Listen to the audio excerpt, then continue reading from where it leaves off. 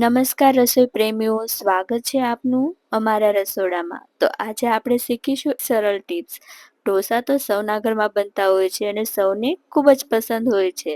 પરંતુ એ બનાવતી વખતે અમુક પ્રોબ્લેમ આવે છે, જેને આપણે સરળ ટિપ્સ દ્વારા દૂર કરી શકાય છે. તો ચાલો તેને જોઈએ. આ ટિપ્સની મદદથી આપણે ઢોસાનું ખીરું ક્યારે પણ તવા પર નહીં ચોટે. તો ઢોસા તવા પર ચોંટવાથી આ સમસ્યા થઈ શકે છે.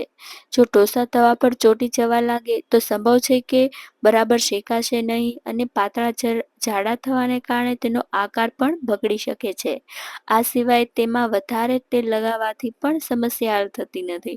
પરંતુ તમે કેટલીક સરળ ટિપ્સની મદદથી આ સમસ્યાનો હલ કરી શકો છો.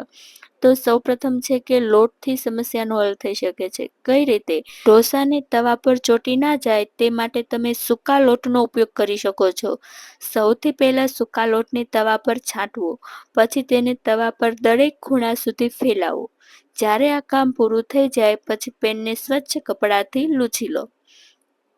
આ પછી જ્યારે તમારે ઢોસા બનાવવા હોય ત્યારે તવાની આંચ મધ્યમ રાખો અને ધીમે ધીમે ગેસ વધારતા જાઓ. આમ કરવાથી ઢોસા તવા પર ચોટશે નહીં અને તમે સરળતાથી ક્રન્ચી ઢોસા બનાવી શકશો અને પછી તે સરળતાથી તવામાંથી નીકળી પણ જશે. બીજી ટિપ્સ છે, પેનને ભીનું ના થવા દો. જ્યારે પણ લોટ નાખો ત્યારે એ વાતનું ખાસ ધ્યાન રાખવું કે તે લોટ ક્યાંયથી ભીનો ના થવો જોઈએ. કારણ કે જો ભીનો લોટ થશે તો ટ્રીક કામ કરશે નહીં.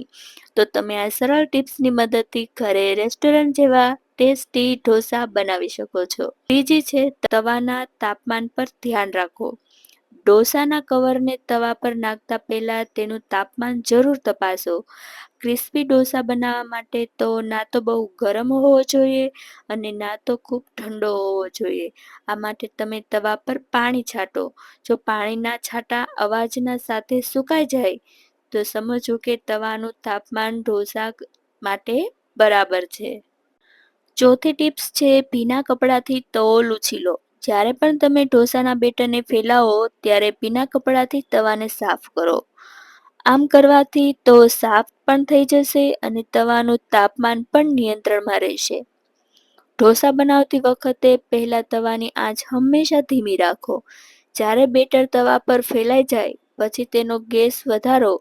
આ ઢોસાને યોગ્ય રીતે શેકવામાં મદદ કરશે. તો આજે જ અપનાવો આ સરળ ટિપ્સ અને તમારા ઢોસાને બનાવો બેસ્ટ અને રેસ્ટોરન્ટ જેવા. ફરી મળીશું એક નવી જ ટિપ્સ અને રેસિપી સાથે. ત્યાં સુધી જોડાઈ રહો રિદ્ધિસ કુકિંગ કિચન સાથે. ધન્યવાદ.